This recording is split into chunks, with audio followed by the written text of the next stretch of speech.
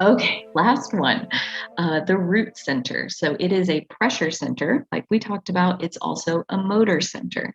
So that means that it is both creating stress in our systems. That's the pressure part, and the motor part is that it's also responsible for the adrenals or releasing adrenaline into our system, and that is because our body has its own mind, basically, where if our body senses danger, our body produces adrenaline and our body is moving all before we've had a chance to really like even think about it consciously and respond.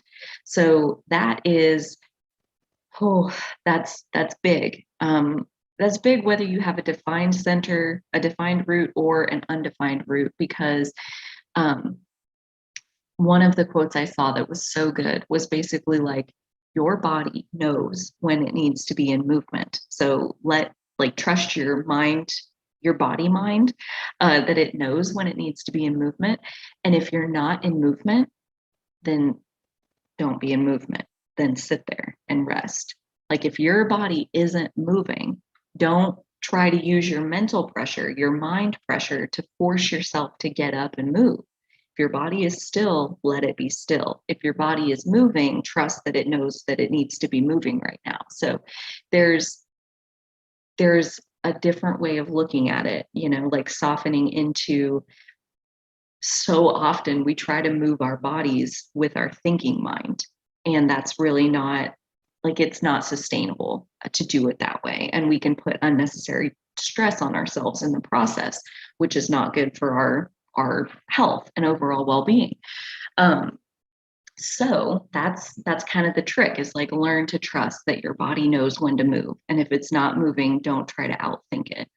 So the potential, if you have this root center open, the potential to become immune to the effects of stress and to find true peaceful living, because you are recognizing stress for what it really is, as a message. And you can learn to discern between helpful stress and unhelpful stress, and make the most of the helpful ones. Recognize when there's a stress present in your aura, in your experience, and it's helping you. And then there's a stress present in your experience and it is driving you crazy. And it's over something that you can't control. It's over something that's not your business. It's somebody else's deal. Like, there's all kinds of ways that stress can get into our system, and it doesn't actually belong to us when we have that open root.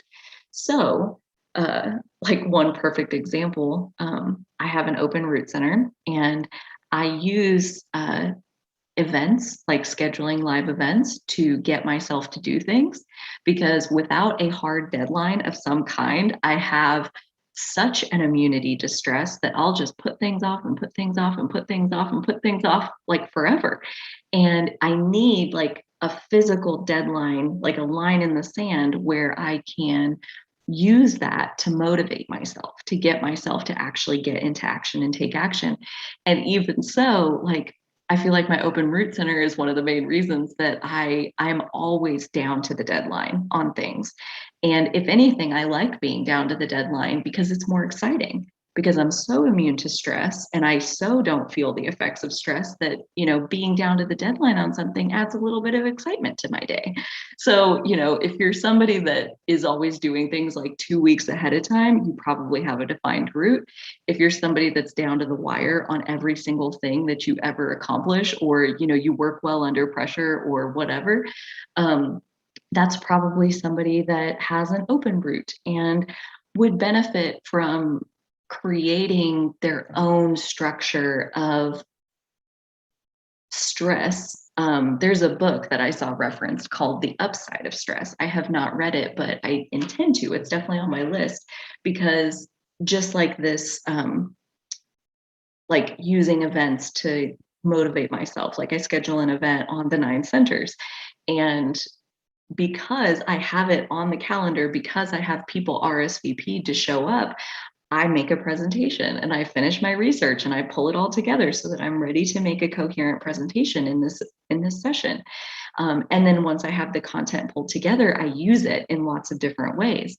And But making the content in the beginning, I have to have this structure of stress or pressure, meaning a deadline, meaning the scheduled event where other people are going to show up.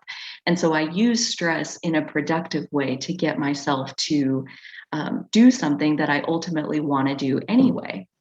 I know that for my system, working without a deadline is not a great approach. I need a deadline to be able to motivate myself. So, um, and that's now where I am now, where, like I said, I spend most of my time by myself. I don't go to a job outside of my home, so I'm able to work at my own pace and only work when I feel like I have something productive to do.